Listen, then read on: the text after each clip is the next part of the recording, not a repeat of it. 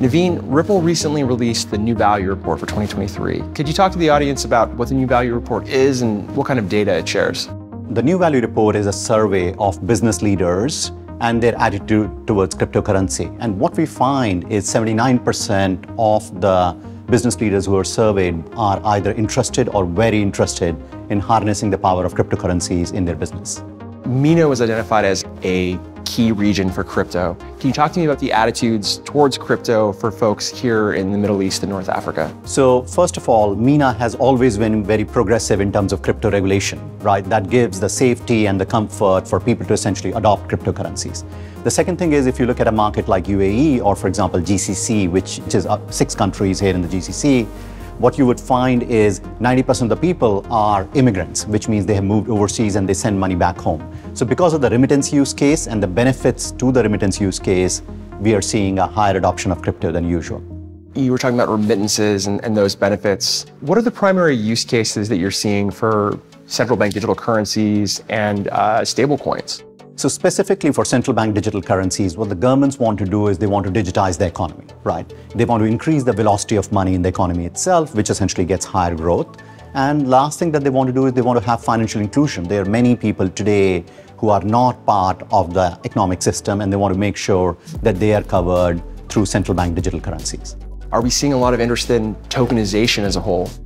So tokenization of real-world asset is definitely a big theme. Think about an illiquid asset. Think about a building in which everybody wants to participate in. But today they're not able to participate in because lots of time building is illiquid and the securities don't trade outside of the home market. Let's take a building in the UAE and a Japanese investor who wants to invest, say, 100 yen into that building is not able to. But with tokenization, they would be able to use yen to essentially make an investment in the token. And then second, they would also be able to see all the transactions on chain, which essentially brings transparency and the ability for them to buy and sell at any time. So investment and trading are the biggest use cases of tokenization, and we will see that those becoming real in very short term.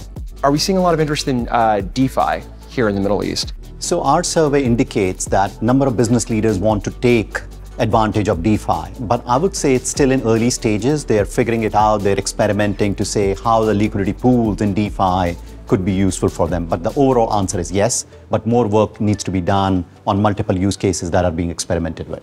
You touched on this before, specifically about remittances, but for payments and treasury leaders, both in the region and abroad, what are the incentives for them to use crypto in their financial flows?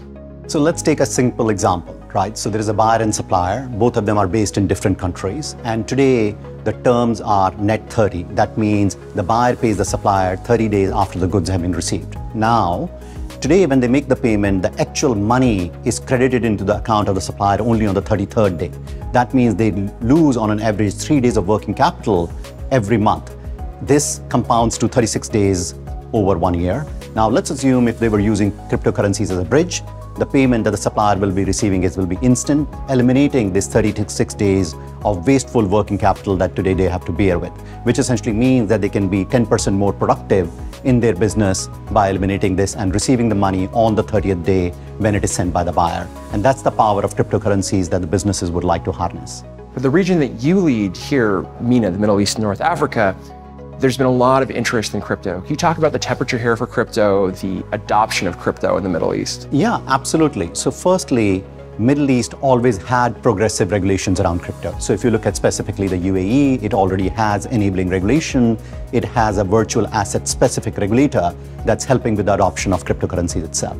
Every day, I get phone calls from multiple countries around the world for Web3 entrepreneurs who wants to move to the UAE and call it their home. And this is what we are seeing. We are seeing entrepreneurs, we are seeing money, we are seeing enabling regulation, and that's what's making the Middle East the hotbed for cryptocurrencies and entrepreneurship around it.